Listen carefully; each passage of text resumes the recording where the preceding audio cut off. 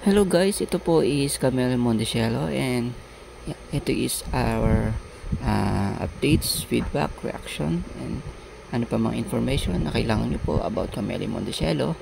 And ito po is ang subdivision na po ito, isang pinakabago po namin na subdivision dito sa San Jose del Monte, Bulacan. And sa ngayon is May 10 po ang start turnover for this subdivision sa lahat ng mga owners po. Then lahat naman po ng mga customers na mga previous customers na nag-avail po dito is kapag turnover na po. And May 10 po nagsimula na rin po sila para makapag-turnover and checking ng unit para naman makapag-move in po sila. Ayan po yung mga updates for this subdivision. And karamihan po is bandang gitna po yung mga tapos na po na mga unit.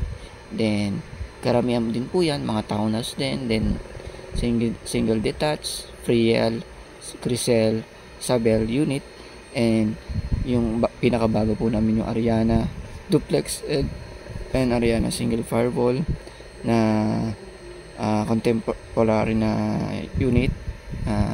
More on Asian unit naman po yung itatayo dito. Ito po is pre-selling and monthly po niya is 19,000. Then meron din pong available na mga 5 bedrooms like Cara, Bella, Freya, Greta, Dana. Ayun po yung mga available dyan na mga pre-selling po. And ngayon is continuous naman po siya sa turnover. Then along the highway din po ito, malapit sa highway. Modern bus din po, accessible din po siya from Metro Manila. Then jeepney meron din po, then bus pa Metro Manila meron din po yan. Then yung mga available na and sa Star Mall malapit din po yan. Then 8 minutes to 10 minutes naman po yung travel time po, dahil meron pong papuntang modern bus na sasakyan papuntang Star Mall po yan. Then modern bus naman din na papuntang San Jose, yun po.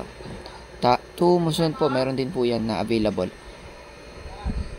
Ayan po yung mga available dyan. Then establishment, mga malapit po dito Star Mall, and then sa sample yung mga market nyan, sample market po.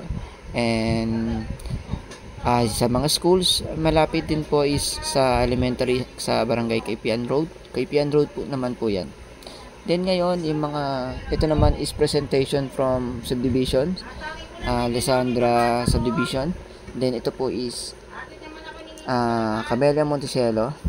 Makikita nyo po is ito po is 15 hectares development na sa Camellia Mondesielo. Then ayun po yung entrance, makikita nyo po. Then ayun po yung mga daan na mga affordable units na offering ni Camellia Mondesielo. And ito is Ariel unit Crisel, floor area is 36, then floor area for 40 is Crisel, then 46 naman po sa floor area is Isabel, Friel is 50. Yan po. And yan po yung mga available. Then amenities, convenient po, accessible community, and ito po is clubhouse. Then pwede din po kayo mag-parking dyan, halimbawa na may event po kayo sa clubhouse. Yan. Then ito po is basketball court na pwede pong outdoor exercise para sa mga owners po ng Camellia Mondesielo. Ito naman po is swimming pool na pwede po kayong makapag-relax dito sa loob ng subdivision, like summer. Then playgrounds para sa mga anak niyo po, children na gustong maglaro. For more information po, you can contact po sa my number. Yan po na 0910-9972331. Thank you.